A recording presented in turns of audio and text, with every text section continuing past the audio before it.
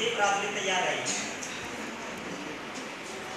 मेरी कविता का शीर्षक है देश बदल रहा सर। एक गांव बुर्जुबान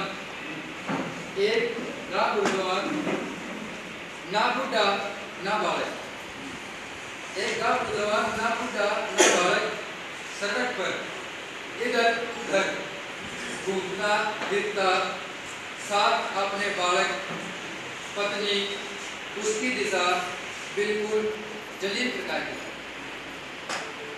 सड़क पर इधर उधर घूमता फिरता, साथ अपने बालक, उसकी पत्नी, उसकी दशा बिल्कुल जलील प्रकार की थी। उसका चेहरा मुरझाया हुआ एक अलग ही बात था। उसे नया घेर छुपाव से नीचर लुंगी बांध रहे, अपनी छाती पर पत्नी की चुनरिया, अपनी छाती पर पत्नी की चुनरिया लपेट रहे। एक कंधा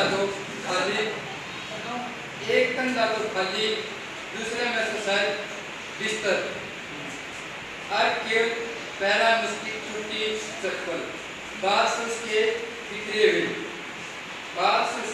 हुए चौड़ा सीना से आंचल विशाल दिक्कत से एक छोटा सा शर्मलाज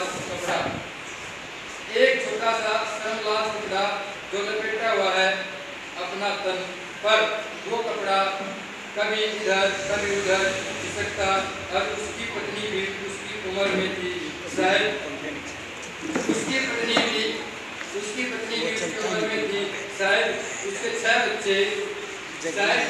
बच्चे वो भी इधर उधर भटक रहे थे, आगे पीछे घूम रहे थे, बंदरों की तरह भाग भाग कर वो खाकर चुगते। बड़े ही उम्र शायद 15 की होगी, पर छोटा भी तो दूध पी रहा था।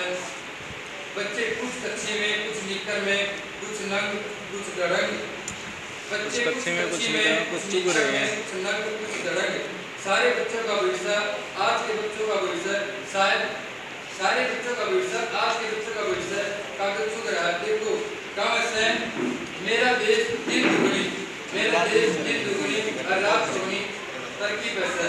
जब देश ही के भविष्य सड़कों पर कागज के टुकड़े ला रहे हैं, तो मेरा देश का हाल क्या होगा? खूब तरक्की कर रहा है, सचमुच मेरा देश बदल रहा है। बहुत बढ़िया।